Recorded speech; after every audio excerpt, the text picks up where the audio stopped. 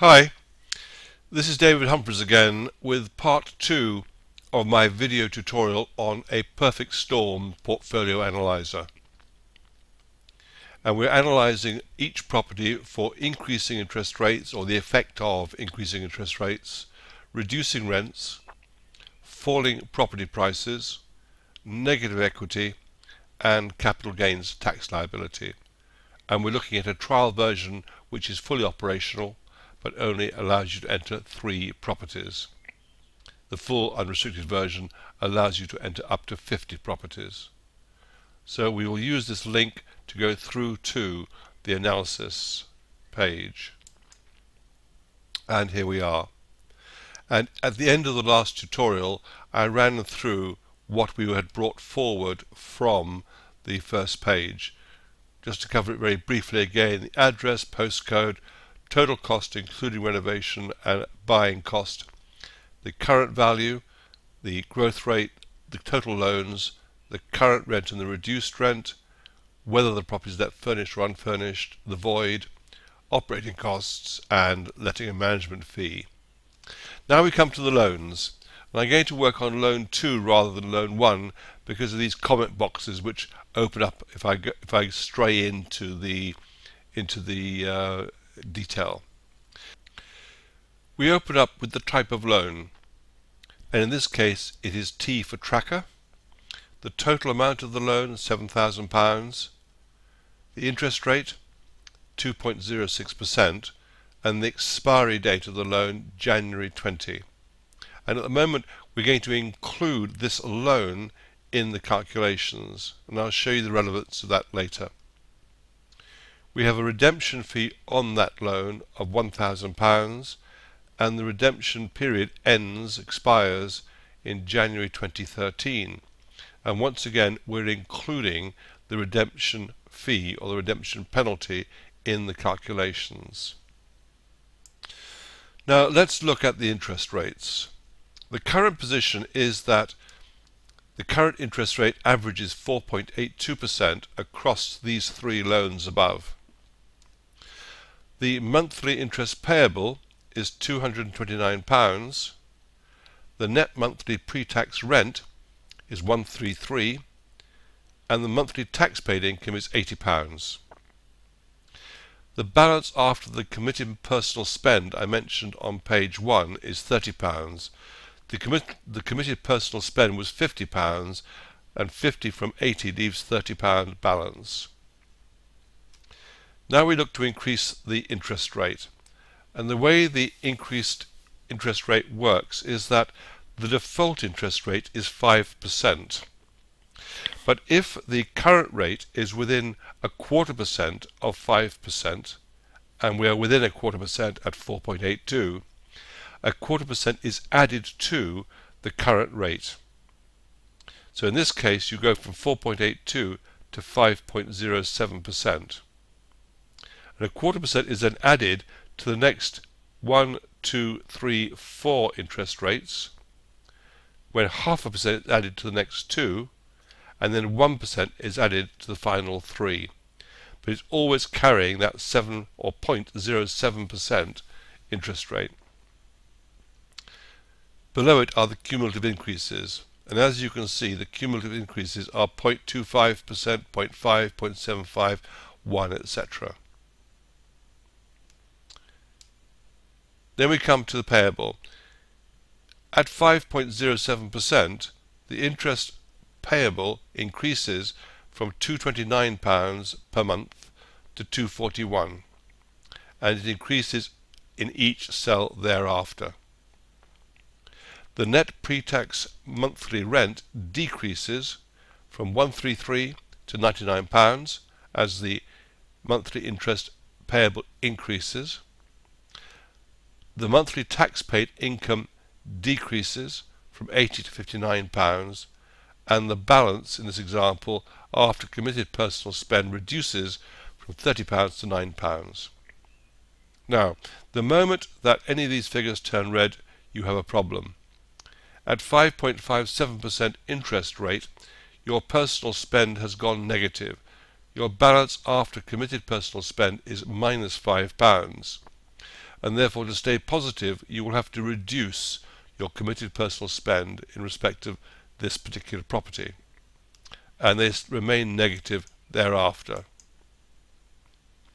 We then look for the net monthly pre-tax rent to turn red, because this means that your property is going negative on cash flow, and it turns red at 8% or 8.07%, which is where many people think interest rates will rise to at the very least.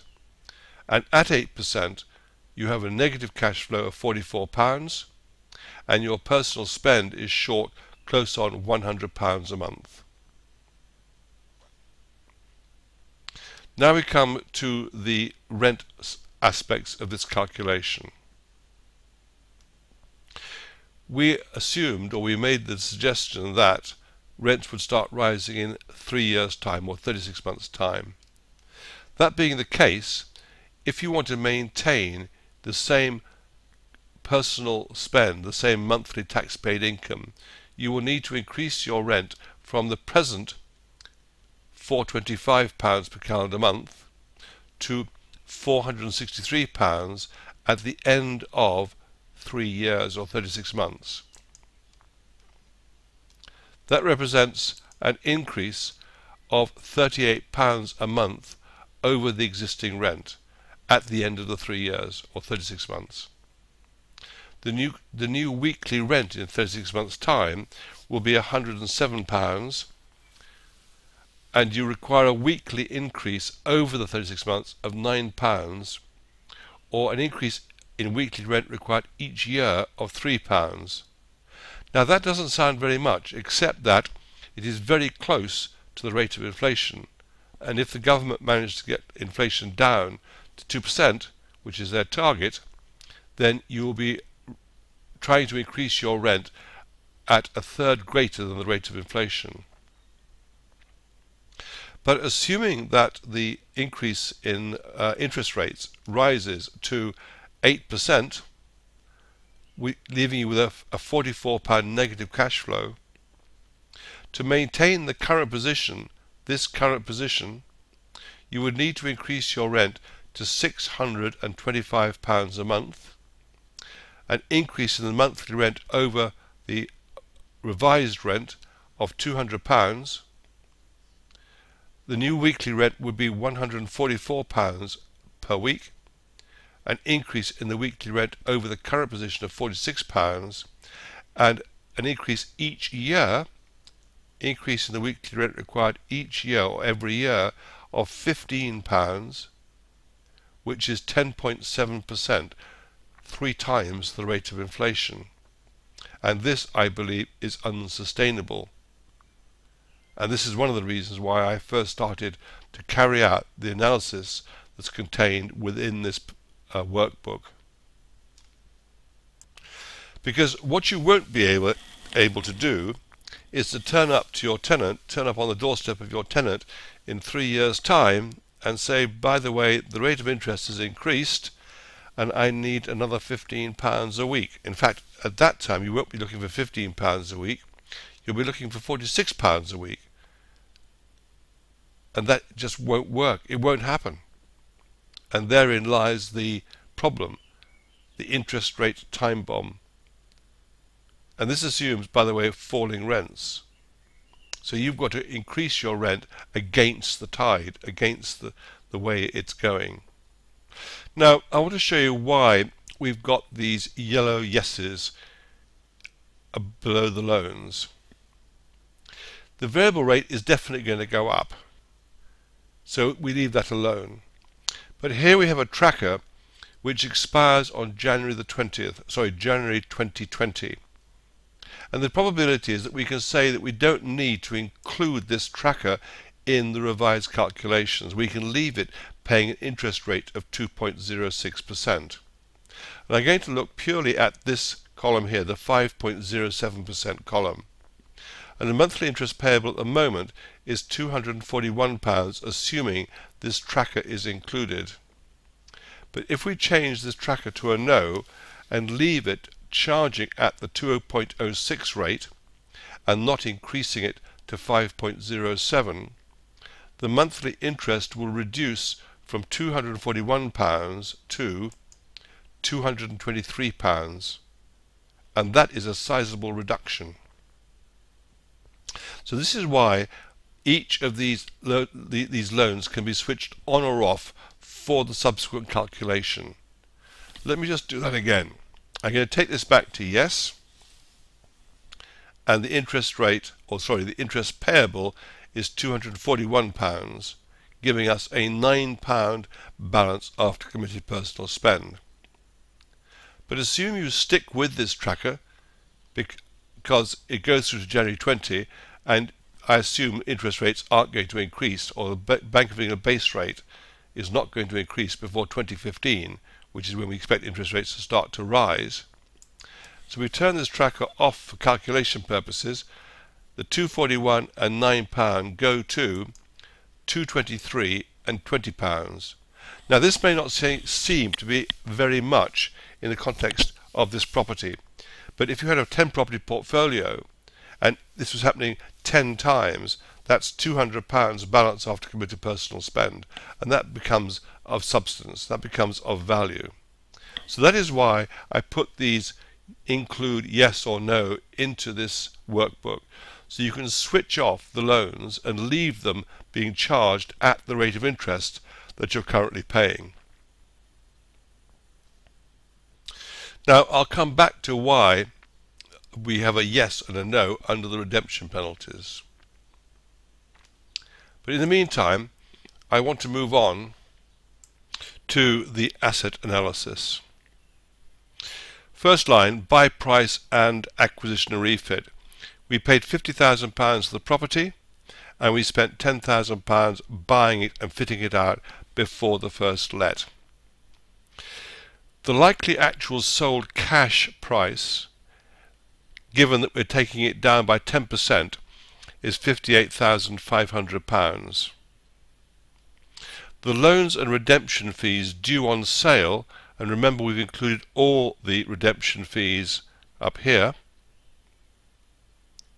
under the loans, is £64,000, which gives us a technical loan to value of 109%.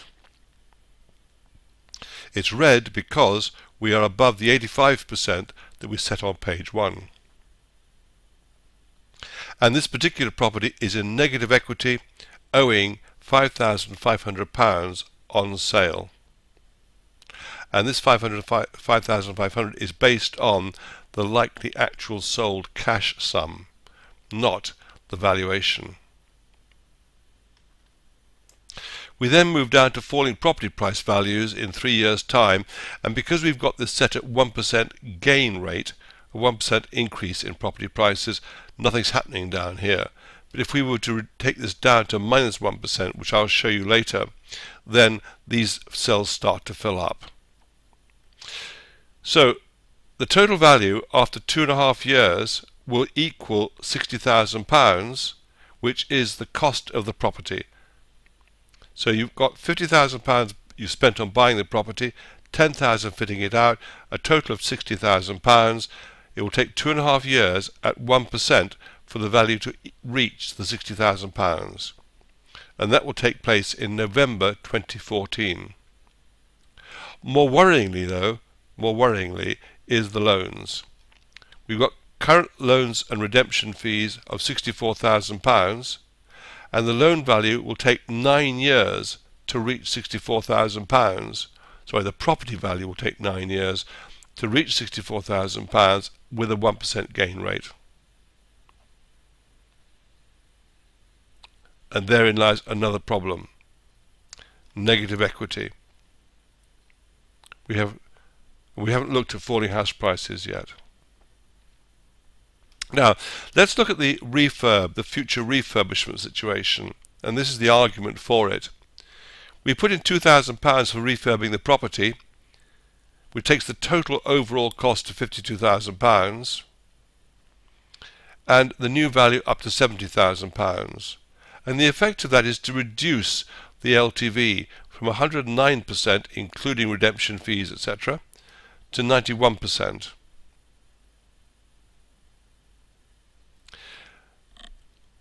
And now finally, before I start messing about with the numbers, let's look at the CGT, the capital gains liability.